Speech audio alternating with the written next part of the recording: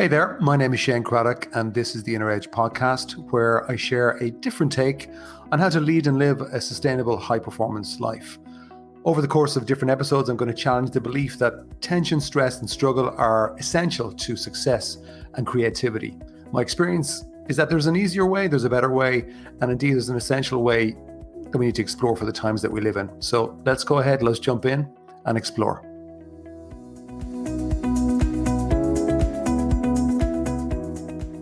Hi there, and welcome to today's Inner Edge episode with myself, Shane Craddock.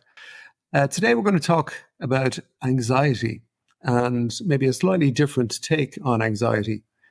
And I think it was sparked by, I was sharing a story with somebody recently about a time where I was feeling anxious, unexpectedly anxious, and it seemed to resonate with them. And it seemed to kind of give them an insight about themselves that actually caused some positive change. And I thought I'd share it with you about that story, but also the different angles that on anxiety that I think are relevant. And it's funny because I think, well, it's not funny actually, because anxiety seems to be getting increasingly more common, but also almost paralyzing for a lot of people, a lot of young people. But also you'd be surprised perhaps at the kind of people that experience anxiety, because just because somebody looks successful to you, or maybe is in a position of success or authority, doesn't mean that they may not experience incredibly high levels of anxiety at times, or even crippling anxiety mentally. You'd be surprised at how many capable people, smart people, really suffer from anxiety.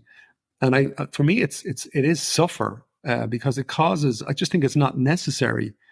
And you're speaking. Well, I suppose you're listening anyway to somebody who would have had their fair share of anxiety over the years. And I'm not immune to anxiety now. And that's what I want to talk about, is that anxiety is not a problem. It's how we react to it is what is the problem. A good friend of my mum's passed earlier this year, and my mum has been going through a journey of cancer since the start of the year with an operation and chemotherapy. She's doing a great job. But because she was getting ready for surgery at the time, and when her friend died, the family of the friend asked, would Mum do a reading? And because she was getting ready for an operation, she just couldn't afford the risk, particularly with COVID times, etc. So she asked me, would I make the reading on her behalf? Would I do the reading? Which I was honored to do. And what was interesting to me was, I've a lot of experience speaking in public. I've spoken in front of large audiences, small audiences, but I've a lot of experience standing up and just speaking. So, which is a great skill to have. I started off as a teenager very shy, just for case anybody thinks it was just a natural thing. It wasn't. I had to learn the skill, and I've also done some amateur acting, which has also helped. Anyway, I'm sitting there at the side of the church. The church is packed. Half the church have got masks because, I'm still very conscious about COVID, etc. And I'm aware that in a couple of minutes' time, I'm going to get up to make the reading. And what was very interesting to me and surprising was that as I was sitting there on the bench beside my brother Mark, I got this incredible feeling of anxiety in the pit of my stomach. I'm sure you've had a feeling like that before. But what was interesting to me was, I guess it's because of the work that I've done on myself over the years, was what I didn't do as much as what I did do. Because as the feeling came in, I was more curious about it. And I went, it was unexpected. Now, in the past, or what I've seen with other people, is that I could react to that feeling by thinking, oh no, don't happen now, please, not now. What's going to happen if I can't read properly, if I can't do something? You kind of throw yourself out of the game. And in that moment, what I was very fortunate, and I was aware I was fortunate, was that my go-to now is just to experience the anxiety, not to think about it, not to react to it. So I just let it almost pass through me as if it was a cloud, a grey cloud passing through me. And I felt anxious. My heart rate increased. All the stuff that goes with a physical experience of an internal feeling of anxiety. And so I was able to step up, slow my breathing down, and still feel a little bit of anxiety as I stepped up onto the podium to do the reading. And the feeling of it was still there all the way through the reading, even though it went down a good bit as I spoke each word that passed. But it is an important point, because for me, what I've learned is that if I don't react to the feeling and I just go with it, it just passes. And this kind of approach, or even this insight, comes into everything.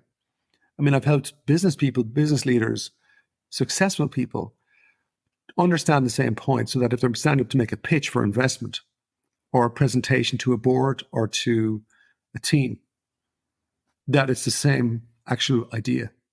It's okay to feel anxious. Sometimes the anxiety will come from somewhere you just don't expect. I had no idea. As somebody said to me, well, the person I was sharing it with, that story about the church, well, where did it come from, or why did it happen? I just said, well, I don't care. I used to care. And then that would bring me down the tunnel of analysis, which is just a never ending loop. It doesn't help. Now I just don't care. So who cares? Like, I felt a certain way. It's coming from something unconscious because I wasn't consciously anxious. So for whatever reason, something hit off in my unconscious mind and it came in. And actually the best way to release it is just to let it pass through me. Now that does require a high level of inner skill, but that comes from really working on yourself, understanding your inner world, understanding and working on your inner game. So this is very relevant. Anxiety is very relevant to people in sports. I've helped people in that context as well, whether they're runners or rugby players, soccer players, Gaelic players. Anxiety can kick in at specific times. But again, it's how we react to it. This can affect you in exams, whether you're an adult or a teenager. Anxiety shuts down your potential.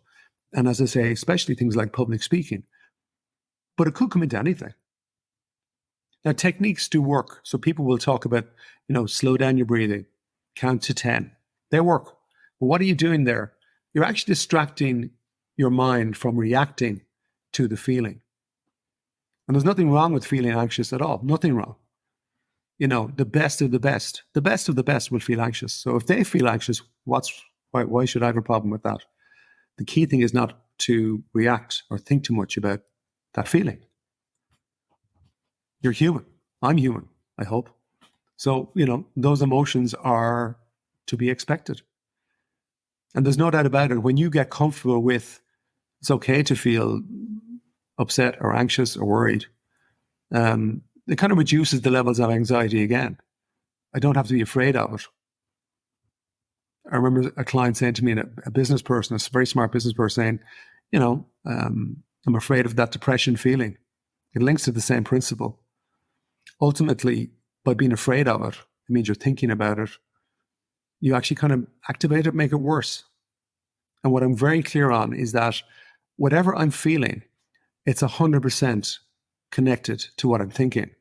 Now, for me sitting in that church, I couldn't have told you what I was thinking because I didn't feel like there was anything to be anxious about. It was standing up to do something that I've done many, many times. But my understanding now would be, well, it was something unconscious, but who cares what it was? Because as long as I don't let it affect me or paralyze me, well, then it doesn't really matter. It just passes through me, as I say, like a cloud. I was chatting to somebody recently about preparing for a marathon, and they were telling me that they were feeling some anxiety about it, and did I have any advice? Now, the advice I give today is probably very different to the advice I might have given 10 years ago, purely based on my own experience and my own understanding. And I suppose I'm very clear that I'm not my mind. I have a mind. I'm very clear that I'm not my inner voice. I have an inner voice. And that they're not small points. They are quite profound if you get into them.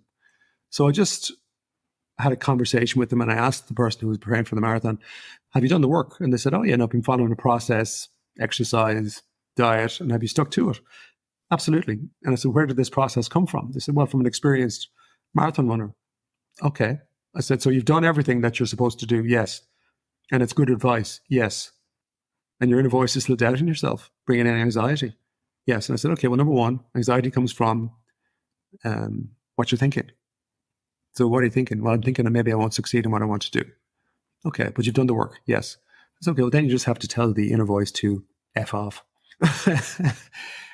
Because you've done the work. And now it's just like, look, you're going to do the run, the race, and enjoy it as best you can. And no matter what happens in that race, you just ignore the inner voice and go about it. If you've done your work, you're ready physically. Now, mentally, you just have to tell that voice where to go if it's not supporting you. So to me, that's quite practical advice, but only once you understand that you're not your inner voice, you're not your mind, you have an inner voice, you have a mind. So, I mean, this comes into everything. And again, bringing it back to business, when we're talking with an entrepreneur who was just very, very tired and their inner voice had gone into a spiral, which is what happens when you get fatigued. You don't think at the same level as you would when you're relaxed.